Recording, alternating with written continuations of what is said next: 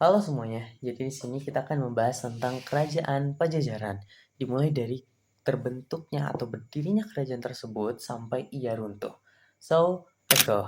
Dimulai dari apa sih itu kerajaan Pajajaran? Nah, kerajaan Pajajaran ini adalah nama lain dari kerajaan Sunda saat kerajaan ini beribu kota di kota Pajajaran atau Pakuan Pajajaran di Jawa Barat yang terletak di Parahyangan atau Tanah Sunda. Nah, beberapa catatan ini menyebutkan bahwasanya kerajaan ini didirikan pada tahun 923 oleh Sri Jaya Bupati, seperti yang disebutkan dalam Prasasti Sang Hyang Taplak pada tahun 1030 Masehi di Kampung Pancalikan dan Baramuncang di tepi Sungai Cicati, Cibadak, Sukabumi. Selanjutnya Pakuan Pajajaran. Biasanya kita mendengar kata Pakuan Pajajaran ini mengarah pada nama suatu kerajaan Pajajaran. Padahal sebenarnya kata Pajajaran ini menunjuk pada dua hal. Pertama, kata Pajajaran ini dipakai sebagai nama pusat pemerintahan raja-raja kerajaan Sunda pada zaman dahulu. Kedua, nama ini menunjukkan pada awal pemerintahan baru di mana dua kerajaan, yakni Kerajaan Sunda dan juga Kerajaan Galuh, ini kembali disatukan dalam satu kekuasaan oleh satu raja, yaitu Sri Baduga Maharaja atau yang bisa kita kenal sebagai Prabu Siliwangi. Nah, lalu bagaimana awal berdirinya? Pada akhir tahun 1400-an, Majapahit ini kian melemah hingga pada masa kejatuhan Prabu Kartabumi atau Brawijaya kelima akibat dari pemberontakan dan berebutnya kekuasaan antara saudara yang menyebabkan datangnya pengungsi dari Kerajaan Majapahit ke ibu kota Kerajaan Galuh di Kawali, Kuningan, Jawa Barat. Nah, dalam salah satu pengungsi tersebut ada Raden Baribin, yakni salah satu saudara dari Prabu Kartabumi. Nah, Raden Baribin ini ternyata dapat diterima secara damai oleh raja yang memerintah di Kerajaan Galuh, yakni Raja Dewa Niskala. Bahkan, Raden Baribin ini dinikahkan dengan salah satu putri dari Raja Dewa Niskala ini, yakni Ratna Ayu Kirana. Nah, bahkan Raja Dewa Niskala ini menikah dengan salah satu keluarga pengungsi dari Majapahit. Tetapi hal tersebut malah memicu amarah dari raja dari kerajaan Sunda, yakni Raja Susuk Tunggal. Karena dengan menikahnya Raja Dewa Niskala ini itu dianggap melanggar aturan yang keluar sejak adanya peristiwa Bubat, di mana orang dari keturunan Sunda Galuh ini dilarang menikah dengan ke orang keturunan dari Majapahit. Nah, karena hasil dari pernikahan tersebut ini menyebabkan nyarisnya dua kerajaan Sunda, yakni Kerajaan Sunda dan juga Galuh ini berperang. Tetapi untungnya Dewan Penasihat berhasil mendamaikan keduanya dengan keputusan bahwa kedua raja tersebut harus menurunkan atau melepas tahtanya dan menyerahkannya kepada putra mahkota yang ditunjuk. Lalu keduanya ini menyebutkan nama yang sama, yakni Jaya Dewata, atau nama gelarnya itu nanti yakni Sri Baduga Maharaja, atau yang biasa kita kenal sebagai Prabu Siliwangi.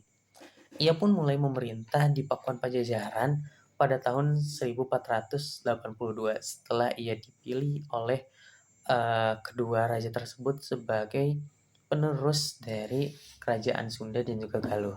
Mungkin kalian penasaran ya nggak sih kenapa Dewa Niskala dan juga Prabu Susuk Tunggal ini menyebutkan satu nama yakni Jaya Dewata. Karena fun fact-nya Dewa Niskala dan juga Prabu Susuk Tunggal ini merupakan besan. Kenapa? Karena Jaya Dewata sendiri ini merupakan anak dari Dewa Niskala dan juga ia merupakan menantu dari Prabu Susuk Tunggal. Dan itulah mengapa ia dipercaya sebagai penerus tahta dari dua kerajaan dan dipilih sebagai raja dari Pakuan Pajajaran itu sendiri. Nah, selanjutnya kita akan memasuki masa kejayaan dari Kerajaan Pajajaran itu sendiri. Nah, Kerajaan Pajajaran ini memasuki Golden Age-nya atau masa kejayaannya pada saat ia dipimpin oleh Prabu Siliwangi atau Sri Baduga Maharaja. Nah, alasan ini pula yang banyak diingat dan dituturkan oleh masyarakat di Jawa Barat, yang dimana Sri Baduga Maharaja ini sering dianggap sebagai gambaran dari sosok pemimpin yang ideal dan senantiasa hidup abadi di hati serta pikiran dari masyarakat Jawa Barat itu sendiri.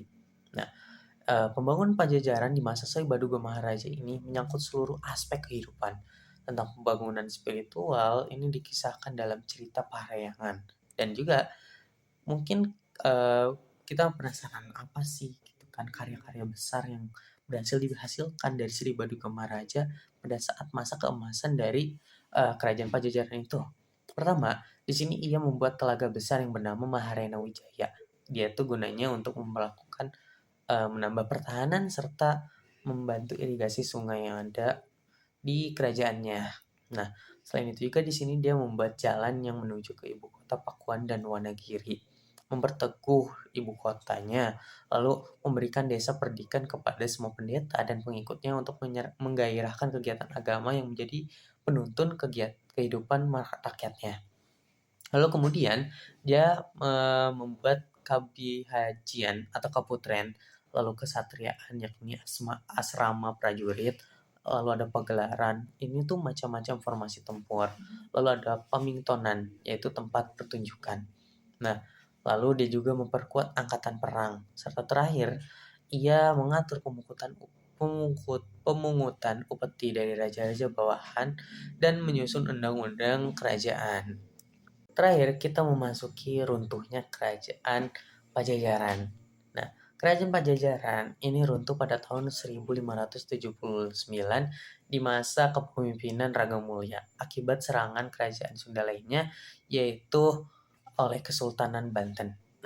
Nah, berakhirnya zaman Pajajaran ini ditandai dengan diboyongnya Palangka Sriwacana atau Singgasana Raja dari Pakuan Pajajaran ke Keraton Surosowan di Banten oleh pasukan Maulana Yusuf, dan itu menyebabkan berakhirnya atau runtuhnya kerajaan Pajajaran.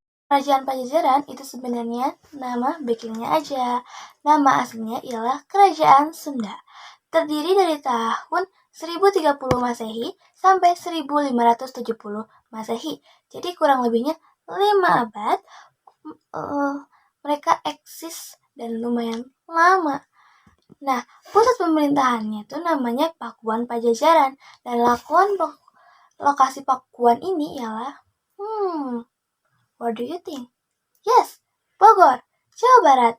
Yap, kota hujan yang sekarang terkenal dengan sama hujan dan macetnya itu loh. Dulu adalah pusat peradaban megah Kerajaan Sunda.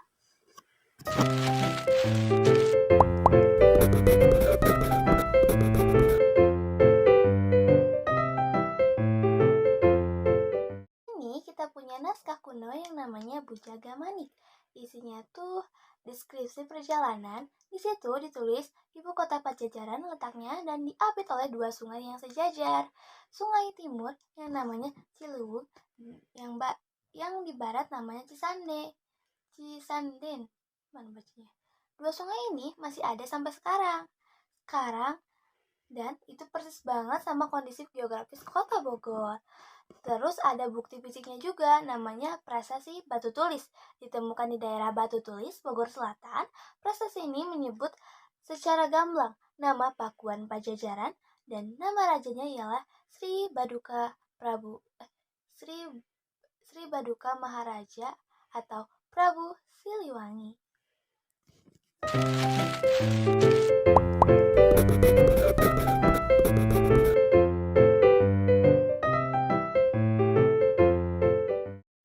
Utara, mereka berbatasan sama Laut Jawa. Nah, di pesisir utara ini ada pelabuhan-pelabuhan yang penting, kayak Sunda Kalapa, yang sekarang menjadi Jakarta, Banten, dan daerah Cirebon. Sunda Kalapa ini vital banget. Ini adalah pintu gerbang perdagangan internasional tahu. Rempah-rempah, lada, komoditas Pajajaran, keluar masuknya. Mereka berbatasan langsung dengan Samudra Pasifik, wilayah mencakup pantai selatan kayak Pelabuhan Ratu dan sekitarnya. Nah, kalau pantai selatan ini biasanya lebih disakralkan, disakral, disar, di, disaral, disah, disakralkan banyak tempat-tempat keramat, tapi secara geografis ini juga penting bagi jalur alternatif sama sumber daya laut. Barat ini yang bikin Pajajaran beda. Mereka gak cuma jadi Jawa di wilayahnya, tembus sampai Selat Sunda. Bahkan daerah Lampung di ujung selatan Sumatera itu masuk pengaruh oleh kekuasaan Pajajaran. Ada prestasi namanya Sanghyang Tapak yang ditemui di tepi Cisande. Prestasi ini dari tahun 1030 Masehi, isinya ngejelasin penetapan batas wilayah yang nyampe ke Selat Sunda.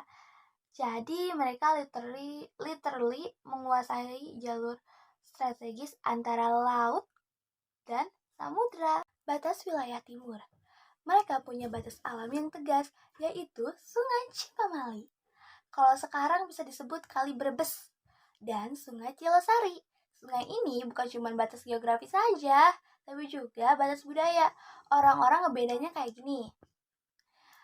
Sebelah barat sungai ialah Sunda Wiwitan. Awalnya Sunda gitu. Lalu kalau sebelah timur sungai ialah Jawa Wiwitan. Awal mula Jawa. Terakhir. Tanah di sekitar Bogor itu super subur tahu. Ada yang tahu kenapa? Karena abu vulkanik dari Gunung Salak sama Gunung Gede Parangrongon hasilnya beras melimpah. Pajajaran dikenal sebagai lubang padi dengan surplus pangan. Mereka yang punya kekuatan buat dagang dan support populasi yang gede banget. Modal utama untuk menjadi raja yang kuat. Jadi di sini saya akan mempresentasikan silsilah raja kerajaan Hindu-Buddha. Di sini saya akan memperlihatkan pembagian silsilah. Yang pertama ada kerajaan Kutai. Kerajaan Kutai meliputi dari 3. Yang pertama Kundunga atau pendiri, yang kedua Aswawarman atau Wangsakerta, yang ketiga ada Mawarman atau masa kejayaan. Yang kedua ada kerajaan Tarumanagara. Pertama ada Jayasingwarman dari 368 sampai 382 Masehi. Kedua ada dari Mayawarman dari 382 sampai 395 Masehi. Ketiga ada Purnawarman dari 395 sampai 434 Masehi atau masa kejayaan. Yang keempat dilanjutkan oleh raja-raja lain hingga Linggawarman 666 sampai 669 Masehi. Yang ketiga ada kerajaan Sriwijaya. Kerajaan Sriwijaya diliputi dari 5 bagian. Yang pertama ada Dapuntahyang Sriwijayasa pada abad ke-7. Yang kedua ada Samarawira pada abad ke-8. Yang ketiga ada Dharanindra pada abad ke-8. Juga yang keempat ada Samartungga pada abad ke-9. Dan yang kelima Balaputra Dewa abad ke-9 masa kejayaan. Dan yang keempat ada kerajaan Mataram kuno. Yang pertama ada Wangsa Sanjaya Hindu atau Rakai Panangkaran Rakai Pikatan. Kedua ada Wangsa Sailendra Buddha atau Banu Wisnu Indra. Ketiga ada penyetuan Rakai Pikatan atau Sanjaya menikah dengan Pramodawardhani Sailendra. Oke, jadi yang kelima ada dari kerajaan Singgasari. Yang pertama ada Ken Arok atau Rajasa Sang Amurwarbuni dari 1222 sampai 1247. Kedua ada Anusapati dari 1247 sampai 1249. Tiga ada Tohjaya dari 1249 sampai 1250. Empat ada Ranggawuni atau Wisnuwardana dari 1250 sampai 1272. 5 ada Kartanegara dari 1272 sampai 1292 atau masa kejayaan. Halo semuanya, jadi di sini saya akan membahas tentang kehidupan politik yang ada di kerajaan Pajajaran. Let's go. Dimulai dari latar belakangnya terlebih dahulu. Seperti yang kita ketahui, kerajaan Pajajaran ini merupakan kerajaan Hindu Sunda yang ada di wilayah Jawa Barat. Dan untuk sistem pemerintahannya, mereka menerapkan sistem pemerintahan monarki absolut, di mana raja dianggap sebagai pemegang kekuasaan tertinggi baik dalam sistem pemerintahan, hukum, militer, dan bahkan hubungan luar negeri. Dan dalam melaksanakan pemerintahannya, raja ini dibantu oleh pejabat-pejabat seperti Mangkubumi, pejabat daerah, dan brahmana yang memberikan nasihat kepada rajanya. Dan untuk wilayah kerajaannya, ini dibagi menjadi daerah-daerah kecil, tetapi daerah-daerah tersebut tetap tunduk pada pusat pemerintahannya. Nah, lalu untuk sistem hukumnya, mereka menerapkan sistem hukum dari ajaran agama Hindu dan adat Sunda agar masyarakat tetap tertib. Lalu kerajaan Pajajaran ini memiliki infrastruktur penting untuk menjalin hubungan dengan kerajaan-kerajaan lain atau dengan negara lain seperti bangsa Portugis contohnya. Dan infrastruktur penting itu merupakan pelabuhan Sunda Palapa yang dimana itu membantu mereka dalam sistem perekonomian dan menjaga stabilitas kerajaannya. Nah, lalu siapa sih raja-raja yang pernah memerintah dalam kerajaan Pajajaran ini? Mulai dari kerajaan itu berdiri hingga ia runtuh. Dan tercatat ada 6 raja yang pernah memerintah kerajaan tersebut. Pertama, ada Sri Baduga Maharaja. Kedua, ada Surawisesa. Ketiga, ada Ratu Dewata. Keempat, ada Ratu Sakti. Kelima, ada Ratu Nilakendra. Dan terakhir adalah Raga Mulya. Jadi, di pembahasan kali ini kita akan membahas raja-raja yang berpengaruh sepanjang berdirinya kerajaan Pajajaran ini. Dimulai dari Sri Baduga Maharaja, yang biasa kita kenal sebagai Prabu Siliwangi. Ia menjabat selama 39 tahun, di antara tahun 1482 sampai 1521. Dan apa aja sih kebijakannya? Nah, setelah resmi dinobatkan sebagai raja dari kerajaan Pajajaran, kebijakan pertama yang ambil adalah menunaikan amanat dari sang kakeknya, yaitu Wastu Kencana, di mana dua dayuhan yaitu Jayagiri dan Sudasambhawa ini penduduknya dibebaskan dari 4 jenis pajak, yaitu ada dasa, calagra, kapas timbang, dan padidongdang. Yang mana dasa ini merupakan pajak perorangan, calagra yaitu pajak tenaga kolektif, lalu kapas timbang ini merupakan kapas 10 pikul, dan paridondang yaitu padi satu gotongan. Nah, di sini juga ada penetapan batas-batas wilayah kabuyutan di Sunda Sumbawa dan Gunung Samaya, yang dimana ini dinyatakan sebagai Lurah Kuikuan, yang disebut juga sebagai desa perdikan atau desa bebas pajak. Sri Baduga juga melakukan beberapa proyek pembangunan yang cukup besar, seperti Menteri Pertahanan, Parit, dan salah satunya yaitu Telaga Maharena Wijaya, yang dimana ini digunakan untuk memperkuat pertahanan dari ibu kota Pakuan yang ada di kerajaan Pajajaran. Nah, fun fact-nya, Prabu Siliwangi atau Sri Baduga Maharaja ini dikenal sebagai pemimpin yang memiliki gaya kepemimpinan egalitarisme, yang dimana ia memegang teguh asas kesetaraan dalam kehidupan sosialnya dengan para masyarakat. Oke, selanjutnya adalah Surawisesa. Ia merupakan penerus dari Sri Baduga Maharaja, dan selama masa pemerintahannya di antara tahun 1521 sampai 1535 Masehi atau 14 tahun tercatat ia sudah melakukan 15 kali pertempuran. Wow. Lalu apa aja kebijakan dan pengaruh yang dibawa oleh Surawisesa selama masa pemerintahannya? Dan di sini ada beberapa poin. Pertama, ia menjalin hubungan diplomasi dengan bangsa Portugis dalam bidang perdagangan dan juga pertahanan.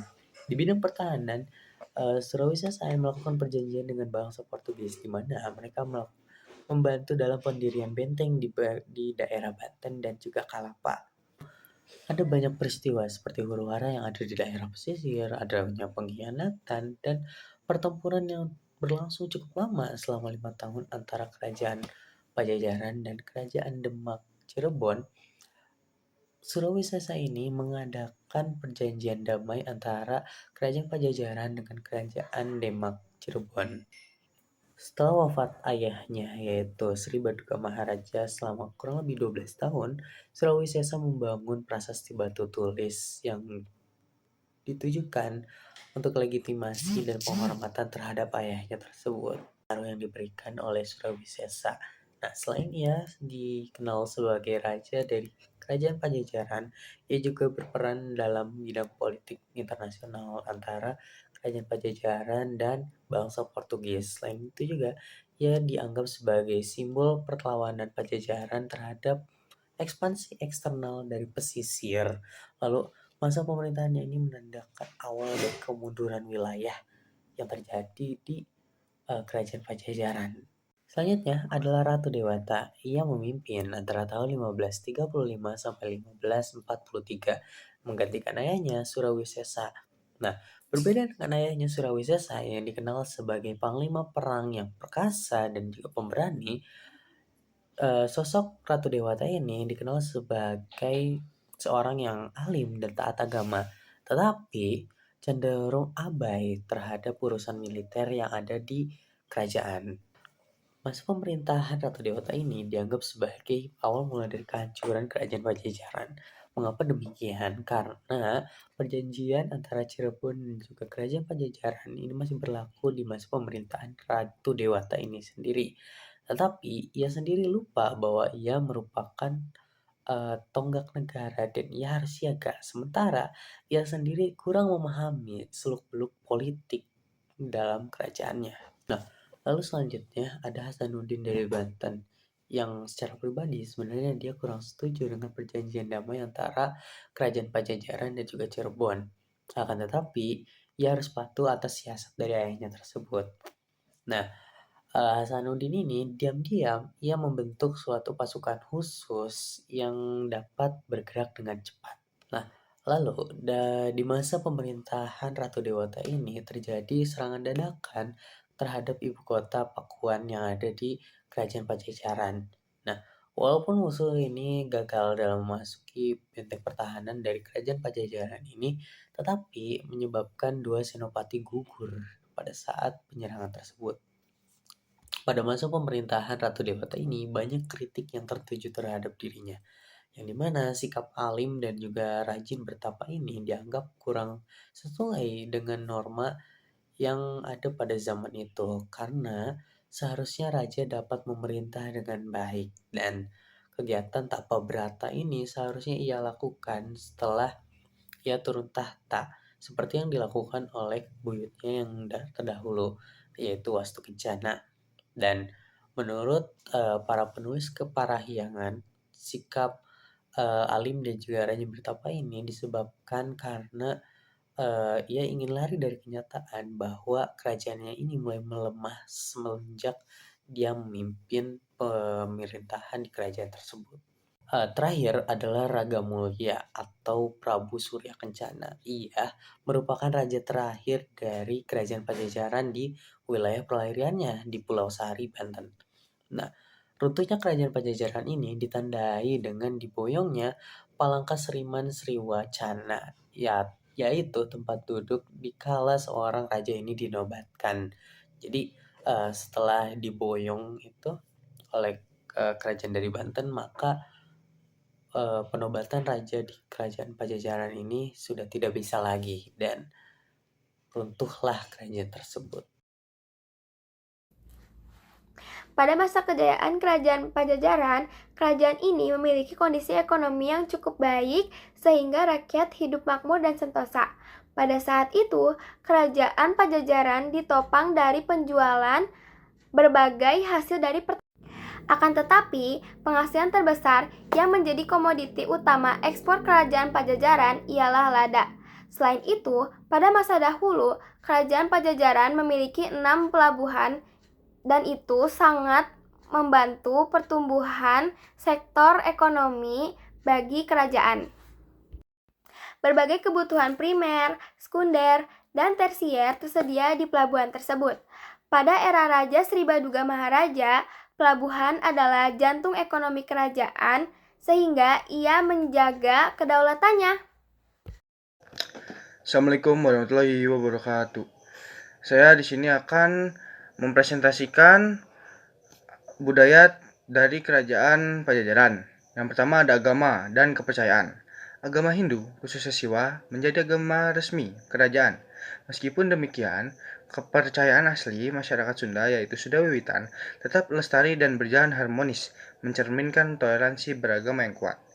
Yang kedua, ada sastra dan seni, yaitu peninggalan tertulis yang penting adalah kitab Carita Parahyangan pada abad ke-16, naskah Bujang Gamanik, dan beberapa prasasti seperti situs batu tulis. Kesenian berkembang dan masyarakat juga dikenal memiliki keahlian dalam seni rupa seperti mengukir. Yang ketiga ada kehidupan sosial dan tradisi. Masyarakat Pajajaran memiliki tradisi gotong royong dan musyawarah yang kuat. Struktur sosialnya membagi masyarakat berdasarkan peran seperti pahuma, petani ladang, pohawang, pelaut, palika, nelayan, dan maranggoy, yaitu pengukir. Yang keempat ada adat istiadat. Budaya bercocok tanam agraris sangat kental dengan pelabuhan seperti Sunda Kelapa yang ramai menciptakan perpaduan budaya daratan dan pesisir. Yang terakhir, yang kelima ada peninggalan budaya. Selain sastra, peninggalan fisik yang menonjol adalah sastra tradisional Kujang, Arca Dewi, Durga, dan Resi Agastya, serta prasasti Sangyang, Tapak, dan Kawali.